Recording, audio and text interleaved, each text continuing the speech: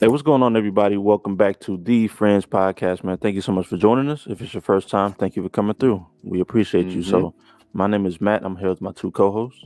What's up, y'all? It's Jermayne. And my name is Rod, and this is the Friends Podcast. Make sure you check us out. We're streaming everywhere: Apple Podcasts, Spotify, Amazon Music, iHeartRadio, and YouTube. Also, make sure you check out our socials on the TikTok and Instagram at the Friends Pod. Also, check out the merch, the T-shirt, rugs, and a bunch of other different type of merch items that you can go check out. For sure, for sure. So, I guess we should start off like this. So, what's been going on with everybody this last week? Anything fun, anything not fun? Tell us about it. For me, fun is always trying new restaurants. So I went to a new, it's like a cafe, coffee shop, cocktail bar, all in one. It's really dope. It just opened up in Midtown Detroit. It's called Cafe Souterre. And basically from like 8 to 4, it's a coffee shop. And then starting at 4, they sell cocktails and they're open till like 11 o'clock. So I went there like 4 o'clock, got myself a little cocktail. Like it was beautiful. Like the actual spot is like done really beautifully. And they also had like great playlists. It was kind of like, typical coffee shop playlist, but just done to perfection. Yeah, it was fantastic. So that's always like the highlight of my week is like trying to go and find a new spot. And now, do they have food too, or is it just drinks? They did have food. I didn't get the food. I got 2 drinks and was litty. So I'll have to go back next time and actually get something to eat. Okay, that's cool. That's cool. I have to check it out. I meant to ask you if you had been to Mabel Gray before. Have you heard of Mabel Gray? No, you know what? That's been on the top of my list for a long time. Have you been? No, I was thinking about going because I just kind of want to do some fancy shit where it's like, because they had like the tasting menu and stuff like that. I never did that before, so I kind of want to check that out. But I hear great things about that spot. yeah, me too, me too. So yeah, Ryan, what's been going on with you this last week? Anything new with you? What's been going on? For me, this past week it's just been work, but some cool did happen. My coworker, he went out to El Salvador with his family and friends, and he brought me back a gift. It was this aged rum called Sihu at 10. I haven't tried it yet because I'm waiting for like a more special occasion, I guess. But yeah, I noticed that my coworker's been giving out gifts. I know when I went out for like a Las Vegas trip, I just didn't bring back anything out. Now, like, I'm like, okay, my last coworker last time when he went to the Dubai and saw all the games and the FIFA, whatever, did all the soccer shit. He brought back like everyone medals and things and little knickknacks that people can have in the office. Yeah. I kind of feel bad. Like, I'm like, damn, am I supposed to bring back things? I'm like, do y'all get gifts when y'all go on trips and like give it out? I want to be better about souvenirs. I do. Like the souvenirs I usually get for myself. Like I'm not like, I want a shot glass that says, Miami or Jamaica or Bermuda. I'm not that type of person, but I usually get like something else. Like when I go to Bermuda, I'll get like pure white Henny and bring back a bunch for other people. Like I usually like something like that that's like practical that people might actually use. I'm like, you probably don't care about a t-shirt, but you might care about, a bottle or like something that's unique to that place. Like Bermuda has like their own perfumery, so I'd bring like that back for people, but stuff like that. Yeah, that's always nice, like some Hennessy White, especially because you can't really get it here. So like, I feel like that's the thing. Like, it got to be something rare where you bring it back and it's like, oh shit, like we can't even. Why can't you get that here? It's not sold in the U.S. So it's sold in the Caribbean. I see. The best type of Henny. I don't even drink Henny, but fire. I think him getting you that rum, like that's like a dope souvenir. Something you'll actually be like, oh, this is cool. I'll use this at some point. Most definitely. That's why I was like, man, this is too good of a gift. Like I was like, we don't even be talking like that in the office. So I'm like, I'll just kind of put back. I was like, oh, this is really nice, man. Appreciate it. That's super dope though. Like damn, like it's unexpected because if you don't rock with them like that, it's like oh shit, you brought. No, That's another I ain't say thing. all that. I just say like it's just work. It's just Yeah, not you're like not like you're not friends, friends. friends. Yeah. Right. So Okay, that makes sense. Yeah, yeah. Okay. For me, nothing really crazy. I went to the Tigers game yesterday, which if you're ever in Detroit on a Friday, is always a good time just to go to the game and soak up some baseball. And then they had the fireworks at the end, so like that's always cool. Other than that, I don't, nothing really too crazy going on. But we could probably go ahead and get into these. Oh, go ahead. I was just gonna say, I'm sick. I wanted to go to a game maybe like 2 weeks ago because I love going to Tigers games. And a couple weeks ago, they had their Negro League weekend, which, Oh. if you haven't been, is a really dope time to go. So we have different activities like different days. So Friday night was actually R&B night. This is like Mm. on the 21st, 22nd, sometime around then. So I'm sick I didn't go. So if you are somebody who likes baseball, like actually go and check out, like, even if you don't like baseball, like the different activities they have on each game night, because some of them, they might kind of be catered to a different crowd, depending on what you're looking for. For some reason, like I don't know if you know why. We was curious about this yesterday, but like on the screen when they show the players, like they all had sombreros on for some reason. I don't know if like yesterday was like Hispanic Heritage Month or something like that, but yeah, they do have stuff like that. They have literally every game, which I didn't know until I started going to games like slightly more regularly last year. Every game has like a different sort of like theme or whatever. Most of the games, at least. Super dope. Yeah, shout out to the Tigers, man. But yeah, let's go ahead and get into this first topic, man. I don't necessarily want to touch this one. This is a touchy subject. Um, let's talk about Lizzo. Somebody else intro this. I don't want to touch this one right here. So Lizzo was recently sued by 3 of her former background dancers.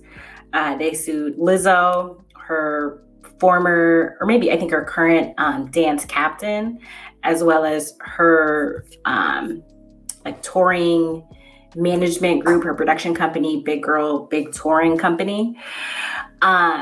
And they're sued for a couple things. So they were sued for sexual harassment, also sued about some like workplace injustice. Yeah, it's been a rough week for Lizzo. It has been, and we'll talk about her response later. But yeah, man, this is what's going on. America's darling, pop music's darling is, under fire right now. I think. all right, let's get to the point of what's going on and what are they accusing her of? So I can give a brief overview. So they allege that there are 9 areas of misconduct in total. This goes back to Lizzo's special tour. So some of the claims that they filed were that there was a hostile work environment that featured sexual harassment, a failure to prevent or remedy sexual harassment in the workplace, and a failure to prevent or remedy religious harassment in the workplace. So the women are claiming that they were put in certain situations that were of a sexual nature that they didn't feel comfortable with, including pressure from Lizzo to attend a performance with nude dancers in Amsterdam and to eat bananas placed in the dancers' genitals, and pressure to touch the breasts of the dancers. And so the women said that, one of the women in particular was like, hey, I'm a Christian and I kind of felt like I was berated for my beliefs.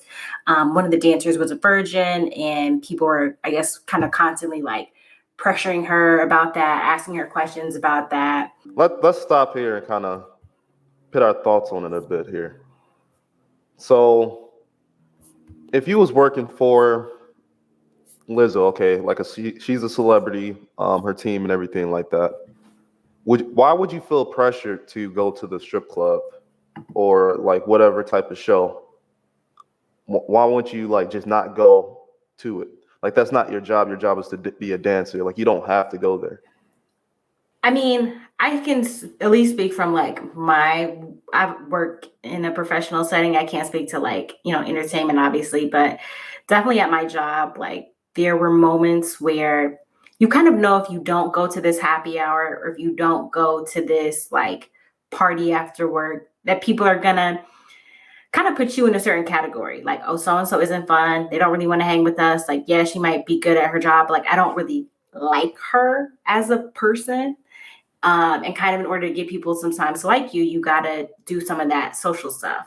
So I guess if you're in a workplace where the social stuff is going to a new show, going to an explicit show, then, you know, you might do it because you want to be included. And that's kind of what like I heard about, just from like the rumblings and things of that nature, was people who on her team, if they want to go on those perks like Amsterdam or go on those trips, they have to hang out with her for the most part, for her to bring the people on the trips. My thing is, you can't go and like to create this story and say all this harassment, how you were uncomfortable when you wanted to be there for the trip. It's not really fair to Lizzo. Then now all of a sudden, after you go and do the trip and everything, say, "Oh, now I feel uncomfortable, and I'm trying to get some money from you." Like that seems like a bunch of BS to me. But maybe I'm kind of on your side, Rob. But maybe it's just a very close knit environment because we come from the corporate world where most of the time when we work, it's like a lot of people. I feel like I would feel like Lizzo's team is very small, and so maybe Lizzo big dog. So it's like if she on some big dog shit, like you might be scared to say, "Hey, like, nah, I'm not really rocking with that," because if she ostracizes you, like it's already a tight knit group, and so if she ostracizes you, then it's like, damn, now it's just me against the world type shit. So I would assume that's why they didn't say nothing at the time and just say they didn't want to go. But yeah, also like after the fact, just being like, nah, I ain't really rock with that. It's kind of like, like why you ain't just say you didn't want to go? I don't know. Yeah, you can also go get another job, quit. If you know that's how it is, why won't you just leave? I would rock with that in like most situations. I think what makes it interesting in this case is all of her dancers are plus size women. And so I'm assuming as a plus size dancer, you probably have limited opportunities on that scale, that scope, where you're like, you could be performing at the Grammys and TV Awards, you're traveling all over the world. So I can understand there maybe is like an added sense of pressure of like, you just have limited jobs available to you. Speaking of the fact that they were plus size, one of the other allegations that's really interesting is one of the women. So she said that she was having some sort of eye condition or whatever. So she needed to like record dances instead of actually like participating in them.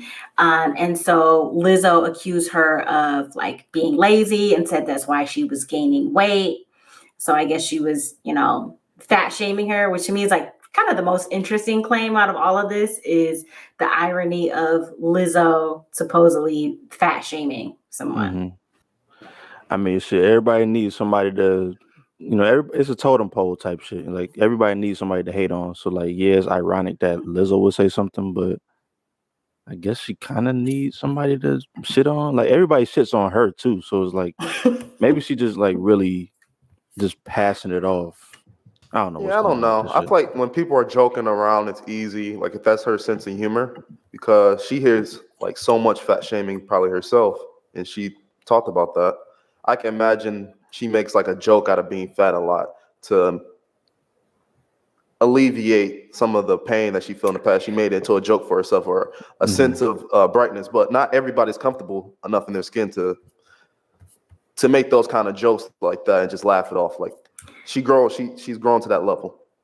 Yeah, so it seems like she wasn't saying it as a joke, though. The way that she was positioning it was that she was saying that one of the dancers was quote unquote less committed to her role because she wasn't dancing. Like essentially putting like, hey, if you're dancing hard, you're working every day to like do these complicated dances, that you're not going to be gaining weight. Yeah, because I think one thing about Lizzo that she's always been saying like is that she big, but she's still active. Like she's still vegan. She's still obviously dancing, working out, and stuff like that. So yeah, I Come guess on maybe now. she said that. That's what she says. That's what she said. So maybe she looking at the dancer like you're not even putting in no We're work. not Like gonna sit up here and be like she active. Come on now. I'm just saying what she told us. You We might don't be have. right, but I don't need someone to tell me if someone's active or not. Like that's something that people can obviously see. Like I can tell by looking at someone if they're active or not. so Lizzo not active No, she's not based on active. what? No, Just because she big? that's what I just said. Yeah, like you can tell by looking at someone if they're active or not. She can. You can be active and not be skinny though. Like it makes sense. Like just because you active don't mean like you're gonna be losing weight and you're gonna be super skinny. Active, So like like, in terms of like you run a lot of errands. well, honestly, I don't know. I don't know why I'm sticking up for Lizzo right now. I don't know. she. I Like mean, I'm assuming active to me she. is something like means you're doing exercise. Like you're Right, active. Like right. just going out to go get a coffee and walking there. That's not being active. Like I mean, that's just what she told us. I'm just relaying the information. So yeah, so Ooh, maybe she just saw something like, oh, you're not dancing hard enough. Like keep dancing so you can maintain your weight versus gain it. That's all I'm saying. okay. Can I share my screen really quick? I want to show you guys a picture Mm-hmm. because I have a theory. So my theory, now this is the part of the allegations that I really believe. Going back to what we were saying about like the sex club stuff, I do think that's a little bit of a stretch. Like, yeah, you don't have to go somewhere. You know, your boss can't force you to go somewhere. You wanted the perks of hanging out with the celebrity. So if you chose to compromise your morals, like that's kind of on you. Mm-hmm. For some reason, I do believe the weight shaming thing. Like I would believe it. Because even if you look at her compared to her dancers, like, yeah, the other dancers are big, but she seems like bigger than the other dancers. Yeah, And she I does. wonder if that's a part of like her shtick is like, yeah, they're all big girls, but like I'm the biggest. Like when I'm on stage, you're gonna see me more than you see the others. Mm-hmm. Wait, that's so an she tell interesting take from it. it is. I never would have thought about that. See, like, look, like she's just so like twice the size of both of these women. So, I don't know if I like that's twice. well, okay, maybe not twice, but she's much One and a bigger. quarter. Yeah, maybe 1.25, 1.5. So y'all saying that Potentially, you know. she's shaming them for not being big enough. That's No, what you're saying? she's shaming them for gaining weight. That was what the claim is, that she didn't want them to gain weight. There was also this Good Morning America I saw them on. Did y'all want to play like the clip from there? Yeah, let's put it up. But yeah, it's dancers Crystal, Ariana, and Noel. I'm surprised they got invited to Good Morning America though. It's Lizzo. I don't know. It seems like they really want her out. Like someone's like that's a very big platform to make this story turn into without and going through more. I think I don't know. the powers that be / white people, kind of one and the same. Like they really like loved her. Like they propped her up. I know more white people who are like Lizzo stans than black people. And so For I sure. think, you know, white people, that's kind of what they do. Like to me, they're the real perpetrators of cancel culture. They're the real ones who are like, oh, well, if we lift you up and then we find out you did something wrong, we're taking you down. That's what's happening. It Yeah. is interesting to me to see how quickly people are turning on her. Like even people I know personally who like used to be fans of Lizzo, talked highly of her, pushed her music, went to her shows, are now like, you know, villainizing her. And it's like, well, you were the one who put her on this pedestal in the first place. Mm-hmm. It is I just interesting ride to with her see. because she was from Michigan. And but other than that, I mean she had She not from some Michigan. big hits. Yeah, she was born in Detroit. I thought she was from Milwaukee / Houston. I know she definitely said that she was from Michigan though. Like I'm pretty sure she said that. Born in Detroit. When she was 10, she went to Houston. Okay. I don't know why I found her. Oh, she dropped out of college and moved to Minneapolis in 2011. Okay, that's where I got that. Okay. So yeah, let's go ahead and see what they talking about. We pulled up this video, so let's see what the dancers have to say. Details of some of the allegations in the lawsuit, including weight shaming. They would always ask, like, you seem different, like, what's wrong? Like, my demeanor was the same, my energy was the same, my dance ability was the same. It was the first time I had showed up noticeably having gained weight. And she said that she was worried about me. I can only contribute that to my weight gain. I know it's alarming to hear that Lizzo, a plus size woman who preaches body positivity, would be fat phobic essentially. But I want to Can we pause? Challenge people to understand. Sure. Okay. People are so extreme. The fact that she's like, for her to be fat phobic, it's just like, wait a minute, you lost me once you said that though. Because if we're doing something that's physical, like dancing, and I'm like, hey, are you good? Are you okay? Like, you seem different. That doesn't mean fat phobic. That just means I'm checking in. Like, you maybe you put on some pounds. I'm just trying to see, can you still do these backflips and tricks and jumps and da. How does that have to be fat phobic? Like, I hate that we call everything a phobia. I don't think people even know what phobia means. That means like you have a actual like real hatred or disdain for something. Being concerned if somebody can do a job that implies a certain level of physicality has nothing to do with are they fat phobic or not. So you think they're doing too much? Like, you think their experience isn't their experience? I think her experience could be true. I think Lizzo could have said those things, but I just don't think you need to put the word phobia and fat phobic as a part of it. You could just say like, yo, I felt like I was doing the work, but for whatever reason, she wasn't receiving it the same way. That can still be true. You don't have to say it was fat phobic. They're definitely using the key words. I mean, they got the lawsuit going on, and they're on Good Morning America doing a press run about Lizzo talking about how big they are. Like, it's and they are like, I don't know. It just seems weird. And she really didn't say too much yet. Like, she didn't really put too much punk on it. Like, she just said like, oh, they said I came back, and like she didn't say exactly what they said. They said I was different. Girl, because you gained weight. You physically are different. Yeah. Why is that like amazing? I don't even know how they can really tell like that. It's just like, Yeah. as long as you can still move, like that's the key thing, and you're doing your job correctly. Let's keep going. Let's see what else she has to say. Okay, let's get into it. And that, hurt people. Davis alleges Lizzo that's true. pressured her into touching a nude performer at a sex show in Amsterdam. She started to chant after I had said no multiple times. She was like, Ari, Ari. And then everyone kind of joined in, Ari. Well done. I would believe that. Touched the Everybody gets performer that. and withdrew my hands. And, everyone kind of burst into laughter because me of all people, they thought it was funny that I was touching this performer. I kind of laugh it off and, sorry, I'm a little emotional about it. Kind of laugh it off. A little emotional, but I don't see no tear. I even remember making jokes about it because I just was trying to get the attention away from me.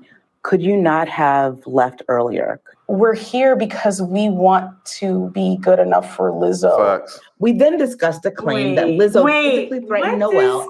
What does we want to be good enough for Lizzo have to do with touching somebody's breast? Like,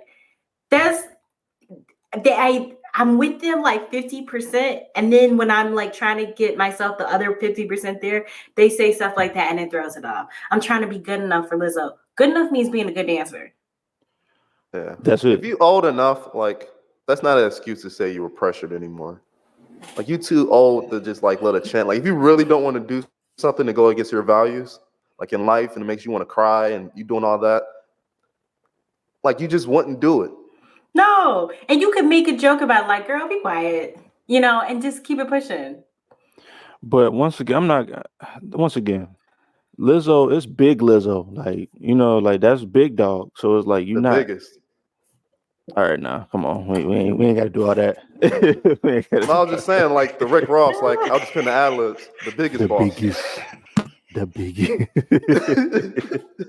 No, but like I'm saying, like that's her. So like I see what Big y'all B. saying.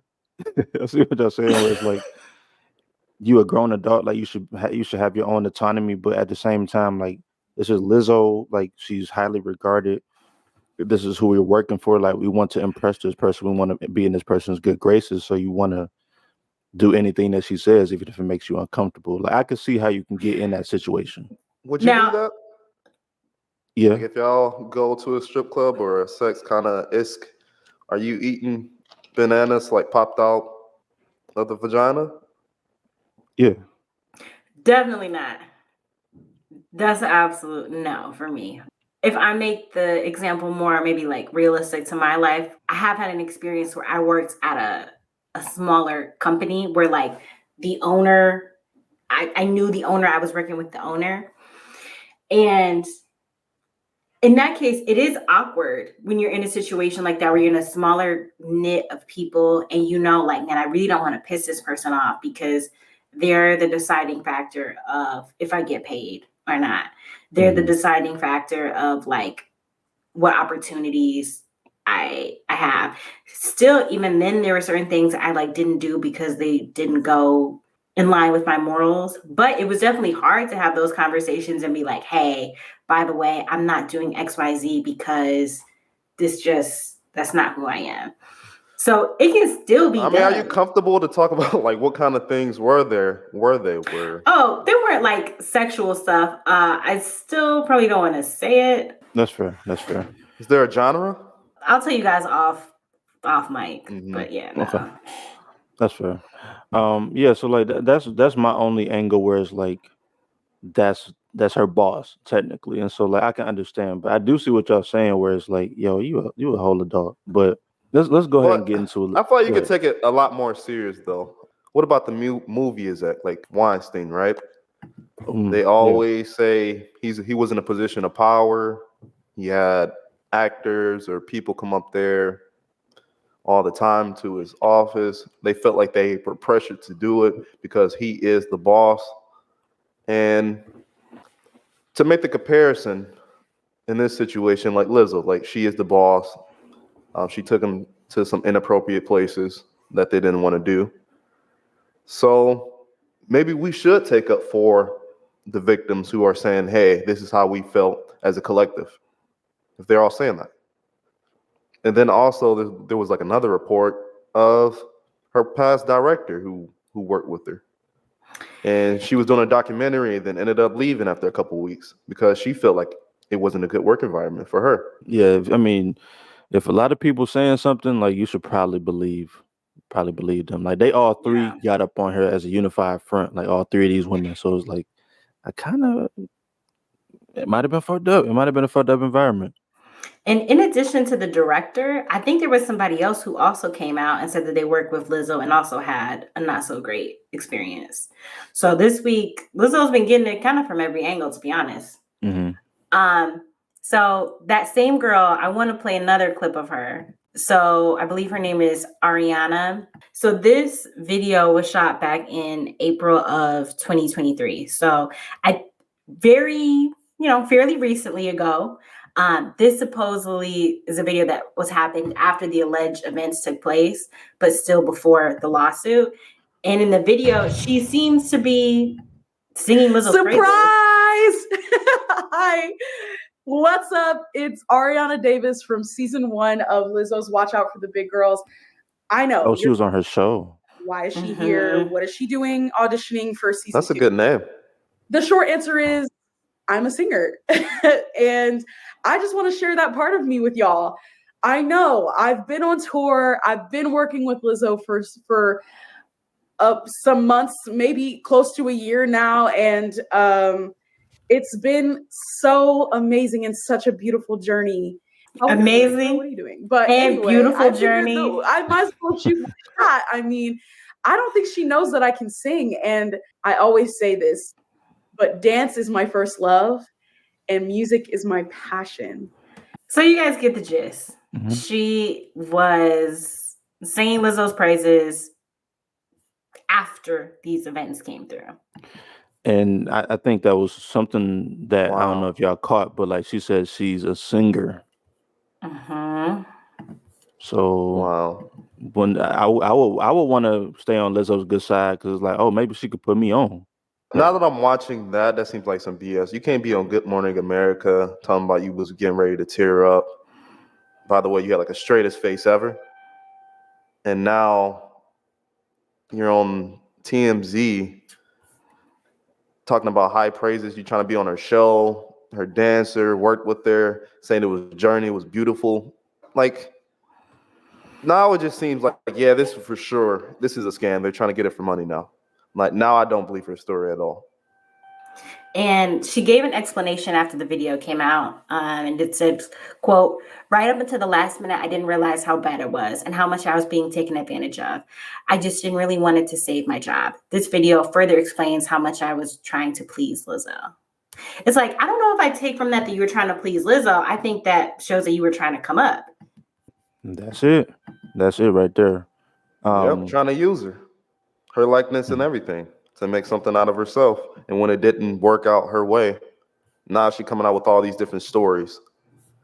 Like now you remember how bad it treated was. you. Yeah, like now you remember. Like after she probably was like, "Girl, you can't sing for real. Like get out of here." You know what I mean? So I do have a response from Lizzo here. Yeah, she wrote a couple of paragraphs here. I'll briefly try to run through this. So Lizzo said, "These last few days have been gut-wrenchingly difficult and overwhelmingly disappointing. My work ethic, morals, and respectfulness have been questioned. My character has been criticized. Usually I choose not to respond to false allegations, but these are as unbelievable as they sound and too outrageous to not be addressed." Going to the strip club that you invite them to, that sounds like something they made up. That you had an interview where you talked about how you were excited to go? All right. Yeah, let's keep going. These sensationalized stories are coming from former employees who have already publicly admitted that they were told their behavior on tour was inappropriate and unprofessional. Wait, so is she trying to... She's not trying to flip it back on them. Yeah, they disgruntled employees. Big Liz, man, what you doing? After we got rid of them, so their behavior was they wasn't good. They wasn't good at their job. That's what she's saying. I mean, just the fact that she started off with like my work ethic. You talk to me about your work ethic tells me, yeah, you were probably putting them through a lot. Like you probably were overworking them. I feel like that's part of the gig though. That's the job. True. And to come and work and dance and for a celebrity like Beyonce, I'd imagine there's a lot of hours and work that goes behind the show. So don't complain about the work and how you overworked. Like this the biggest of the biggest, you know what I mean? I keep saying big. It's no pun. Like there's no pun intended. I'm sorry. But like it's the biggest, one of the biggest artists. Like you hear Lizzo everywhere. Yeah. So like do your own thing and like half-ass your shit. Right. You know what I'm saying? But like you can't though, if you gonna be on stage in front of hundreds of thousands of people like per year, like you have to work. And I will say, going off along that point, like concert tickets are expensive. And Lizzo was one of those artists who is now doing big tours, you know, filling up big venues. So yeah, people are paying a lot of money expecting to see a show. Can you read the rest of the statement though? She said something else that was funny in it to me though. Of course, it's like 5 pages. Okay, let me get to the next page though. As an artist, I have always been very passionate about what I do. I take my music and my performances seriously because at the end of the day, I only want to put out the best art that represents me and my fans. With passion comes hard work and high standards. Sometimes I have to make hard decisions, but it's never my intention to make anyone feel uncomfortable or like they aren't valued as an important part of the team. See, some of that language, that damage control language sounds like she's not denying it. Like to me, it sounds like you're kind of copping to like, yeah, I was working them. Sometimes I have to make hard decisions. Like, I mean, you're the boss. You have to sometimes you have to let people go. And then usually when people be like, it was never my intention to, that means that they did it. Exactly. They're saying they did part of it at least. Exactly. Part of it, yeah. And then in the next page of the statement, she goes and says, I'm very open with my sexuality and expressing myself, but I cannot accept or allow people to use that openness to make me out to be something I am not. There is nothing I take more seriously than the respect we deserve as women in the world. I know what it feels like to be body shamed on a daily basis. I would absolutely never criticize or terminate an employee because of their weight. But when she says, I'm very open with my sexuality, once again, that means, yeah, you know, They was it pops popping them off a little things. bit. They was popping them things out. The bananas, like for that But happened. like, to me, that's like, yeah, but you know who I am. If you're going to come and work with me, you should have known what it was going to be. That's how I get down. Like if you a church girl, don't come over here. Like we gonna get down and dirty, basically. Right. I don't know. It just seems like those girls, if they wasn't comfortable with Lizzo, you shouldn't apply to. You should have left very early on because that's just how she is. That's her personality. She's saying in a response pretty much like, yeah, that's how I am. I am open, like sexually. Like I am showing my ass cheeks. I am like on the NBA floor, like showing it all. Like I'm really her. Like I saw recently, she was walking up in her jet, just her like ass just showing out. Just like out. she's saying, yeah, this is me. Like she always has been that way too. She said, I'm gonna eat. Like this is what I'm gonna do. I'm gonna eat and I'm gonna show this body. I look good. Shout out to that. I guess. So kind of like on the same vein, but like slightly different. So we were talking about, you know, basically like what's the personal responsibility of these women, right? Like, okay, are you willing to go to a sex club kind of situation with your boss? If in jobs, what's the fastest you've ever left? Like, what was the quickest that you were like, oh, this is not going to work for me. I'm out. How long do you give it before you're like, yeah, I can't even play like this? No, thank you. Me personally, I stay longer than I should, usually at jobs. I did have a job that was like 3 months though. And I was just thinking about this the other day. That job was a wild ride. Like that's a whole different podcast, but I stayed like 3 or 4 months and it just didn't align. Like it was too much. It was too much. That was speaking of strip clubs. We talked about strip clubs last week. So like my boss, he would go to the strip club like on lunch break. Like the same strip club we was talking about. He would go up there on lunch break and you know, do his thing. And I was like, I don't know if I And wait, so he would tell you? They do. So if he just going to get a plate, what's the big problem? Come on now. Like would he tell you, or did people just catch him there? I think I can't remember if he told us that. I think people caught him there, or maybe other people went with him and they knew about it, but I don't think he ever like explicitly said it. So yeah, that's Is that not inappropriate? Like he ain't drinking or no, he just going to eat and have some ass thrown on him and then come back to work. Quick 45 minutes. Like when I'm back. He's got glitter on the shirt when he comes back. Yeah, like why you smell like Bath and Body Works cucumber or whatever? Like why? You know what I mean? Yeah, it smell like aloe butter. Aloe butter and shit. Yeah, like shea butter and shit. Like, but have y'all had the situations like that where it's like, okay, I can't stay here anymore and I gotta go? I think the fastest job I've ever left was a week. And I was reflecting on this job earlier today because I was actually like, was it that bad? Like, or was I just, you know, was it me and I just couldn't hang? But for me, anytime I feel like it's just not an environment I'm going to thrive in. Like, if I don't feel like I'm trained properly, if I don't feel like I'm set up for success, if I don't feel like my manager is committed to helping me be successful, I'm out, because I don't feel like that's ever going to get better in time. No, they show you who they are pretty early. So yeah, I mean, I guess it could be different for other people because, like I said, I usually stay too long, and that's probably the same for like Lizzo's dancers, like the ones that's complaining, like they probably stayed too long.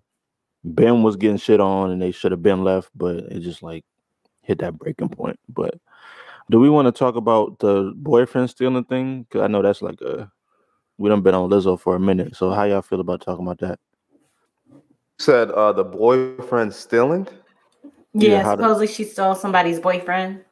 And I don't know if we need to play since we're at 45 minutes. Yeah, but maybe we can talk I'm like about pretty it. much this whole episode just a Lizzo discussion. Yeah, so literally.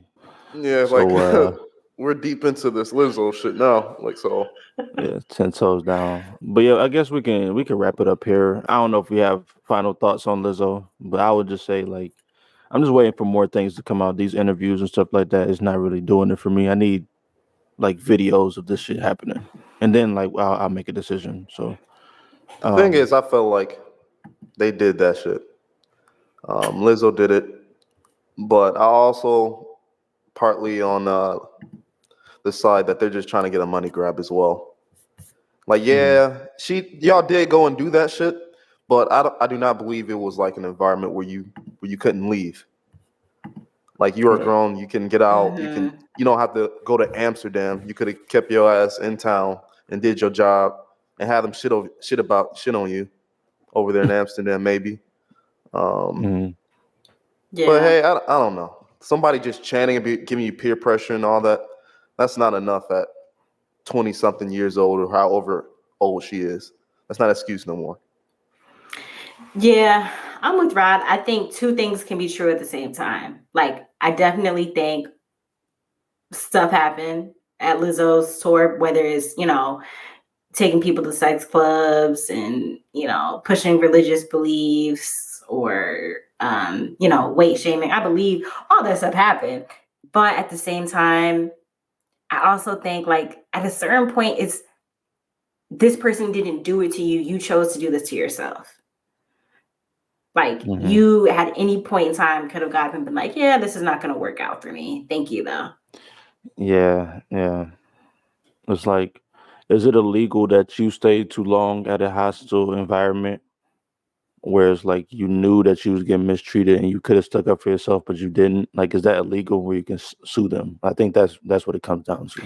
Yeah, and I think, and I'll just say this quickly because I know we've been on Lizzo for a minute, but I think that's where like workplace discrimination and harassment cases get tricky is we're all voluntary employees. None of us are forced to be anywhere. And we live in America, like you can monetize anything these days. So if you have a skill, like you can dance on TikTok for free. You can, be a choreographer. You can teach little girls dance at a local dance studio. Like there are other things that you could do to make money outside of just dancing for Lizzo. At a certain point, you have to accept like, hey, I was willing to compromise my values for this certain amount of money. And like, that's just a personal choice. That's not Lizzo's fault to me. Well said. All right, let's move on. So have y'all heard Austin and Utopia? I've heard Utopia. I've gave it a couple spins. I still haven't gotten around to Austin yet. Okay. What about you, Ryan? Have you heard Austin or Utopia or both? I've heard most of Utopia, still finishing it. Haven't got really too much around the Post Malone Austin project. But I did get through, got a good 4 or 5 songs. It all has kind of like the same tempo. And it seemed like he's talking about his vices. He likes to drink. He likes to go to the bars. He likes to smoke cigarettes. And I like how open it is and him talking about himself. So far it sounds good. But yeah, I'm gonna wait till I get a little bit more information and listen to more of the music to put more of my review on it for real. Yeah, but the Utopia sounds really different, very Kanye-esque from the tracks. I'm not mad at that because he's worked with Kanye for so long. He was a part of a bunch of his albums. So hearing that, I don't know if it's an ode to Kanye to make some of the beats similar to him on this album after so many years. It's like, could you use a different beat or went along with a different song? Like, why does it have to be a similar-ish beat that we've heard before? Like, I would have rather it just been all new, but maybe just like instances of a little bit. I feel like it was a little bit too much of it. Like maybe if it was one track like it, then. Yeah, I'm going to be honest. I was really excited about Utopia. I'm a big Travis Scott fan, but I was kind of disappointed. Really? Yeah, I think, considering that it's been 5 years now since Astroworld, and Astroworld, like I personally ate off that for years. Like I still actively listen to Astroworld. And even his other projects like Birds, Rodeo. yeah, Birds I play on a regular basis. Like that stays in rotation with me. So this is the first Travis Scott project for me that I listened to and I was like, yeah, it's a cool listen, but I'm like, I don't see where I'm gonna be replaying this a lot. Yeah, it was very like I feel like it was a period piece where it was almost like 2013 because Yeezus came out in like 2013, I believe. And I feel like some of the songs gave me that vibe, like very, very Heavy. heavily.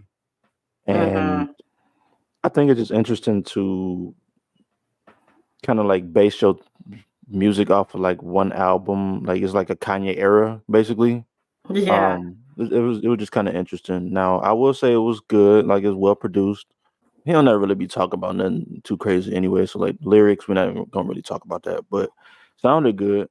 I just wish that he would have came out with some new like groundbreaking. Oh shit! Like Astroworld, that's groundbreaking. Birds Yes. Rodeo groundbreaking. Like this was not really that, and we had to wait 5 minutes or 5 years for him to copy off another nigga. That's the thing. I wouldn't say copying because he was a part of making those beats and the production. It's like it's his style, I think it is his style pretty much. Yeah. The production, it was really good. I mean, there's multiple beats on like every song.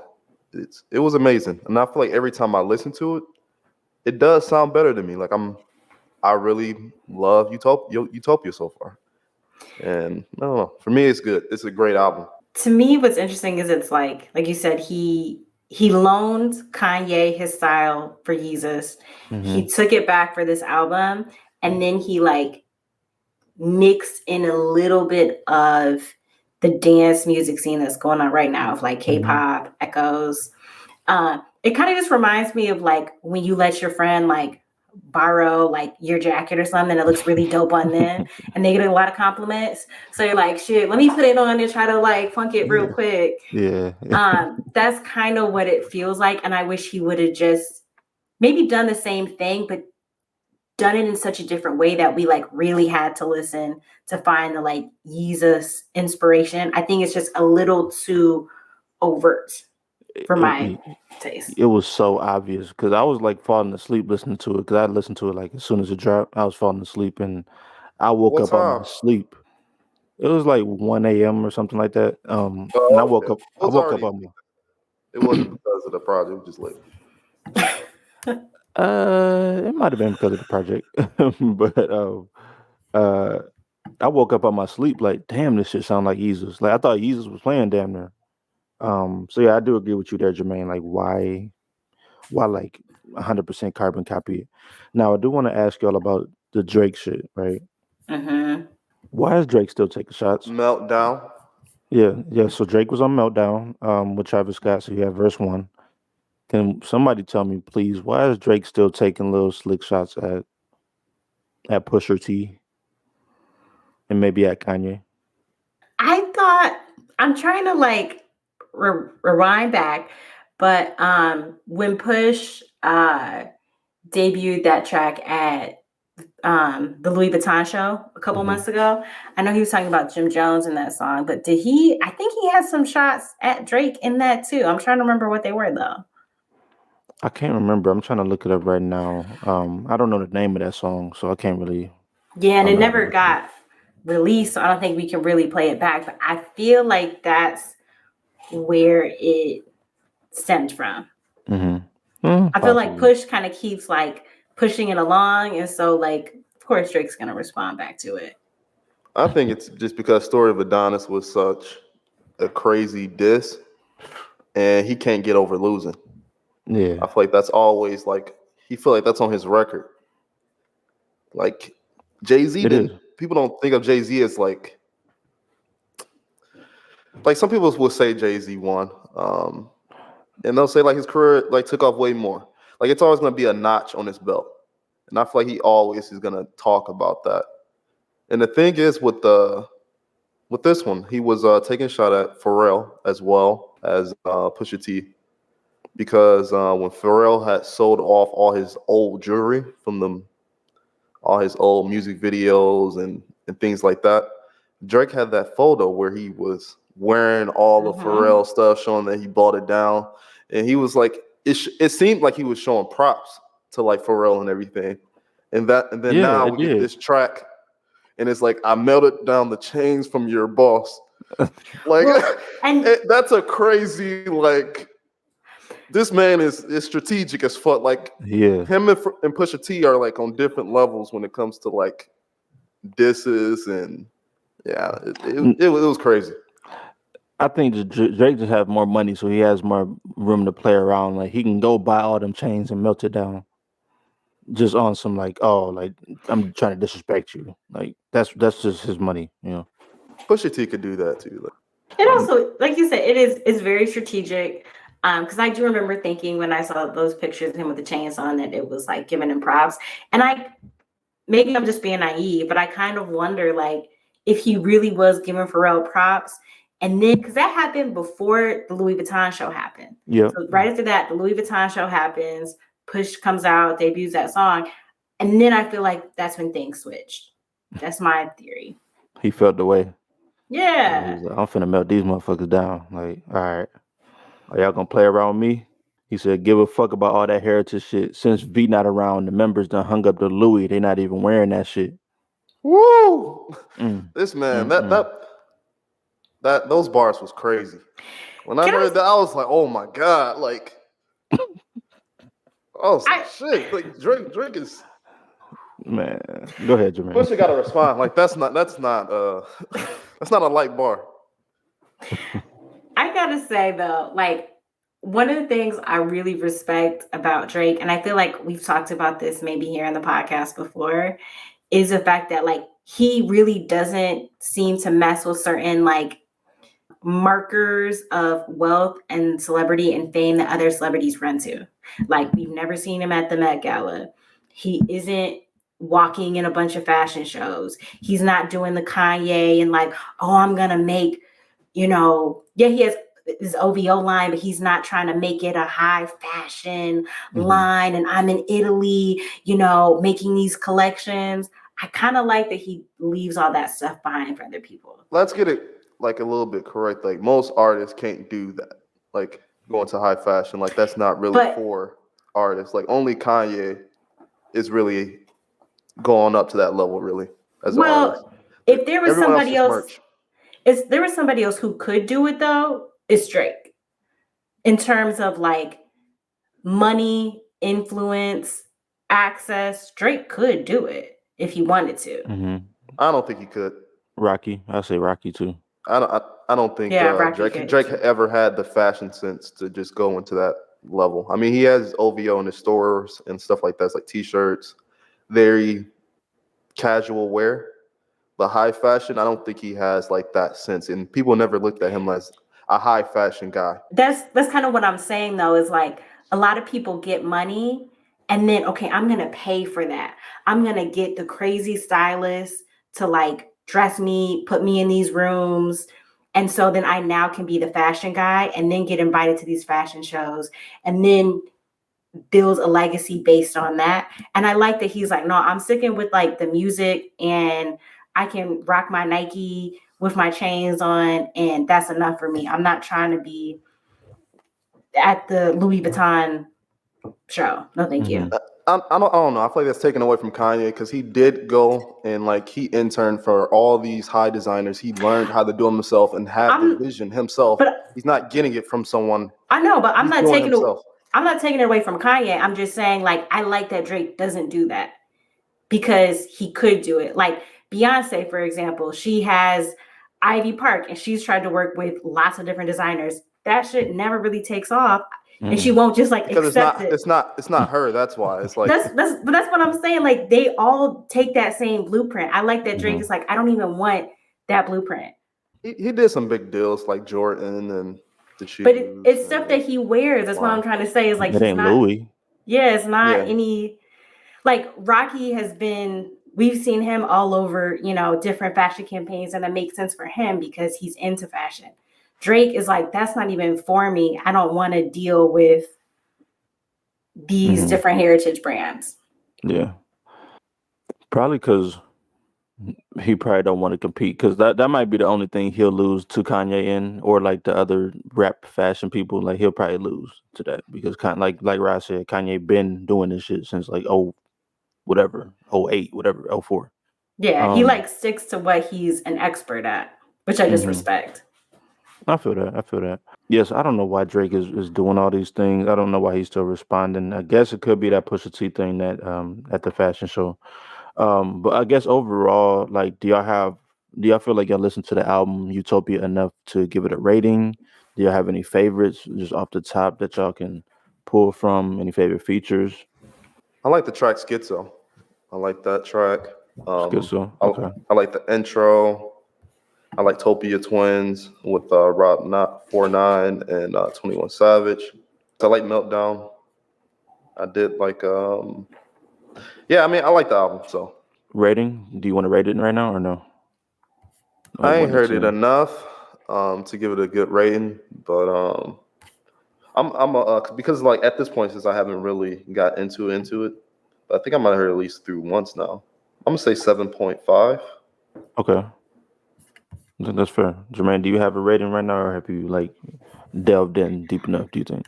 I can't say I have a rating. It's a long album. And so I haven't been able to play it in its full entirety. Like I'll play like half and then I got to do other stuff. But some stands out to me. I really liked God's Country.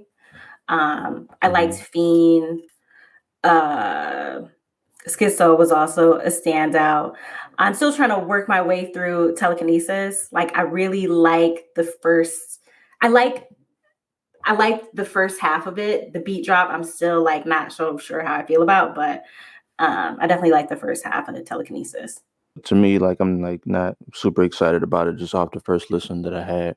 But other than that, I think we can go ahead and move on and get to some highlights for the week. Did you talk about Austin or? I haven't listened to a Post Malone song in like years, so I'm probably not gonna listen to Austin. Well, I might. We talked about this on a podcast before. Like I just still been mad at him for just abandoning hip hop and just been like, oh nah, I'm a rock dude now. I'm gonna get on my acoustic bag. Like talking about how hip hop music don't have no feeling. Like I just haven't been fucking with him since then. It is So a pop rock album. Yeah, I'm not trying to. It is him on his guitar. Nah, just because he shitted on hip hop, I'm just boycotting Post Malone. Like forever, to be honest. But does anybody have anything to highlight this week so we can go ahead and get up out of here? I'm gonna just go ahead and just say Utopia. Go ahead and shout that out since we talked about that during the episode. I like the album. That's what I've been listening to lately. And yeah, so shout out to Travis Scott. And every time I listen, so that 7.5 could definitely be higher or lower as I keep playing it. But it's getting better. So let me highlight Nascent is Nascent. He has a whole album called Minus the Bullshit, Life's Great from 2021. But he has a song on here with Saba and Duckwrth called Lock It Up. I just think it's a super dope vibe. But the whole album is just pretty it's cool. Like it's a cool vibe, cool listening. Just on a Sunday cleaning type shit. Like it's just some good shit to listen to. So check out that Nascent with Saba and Duckwrth. Lock It Up. What you got for us, Jermaine?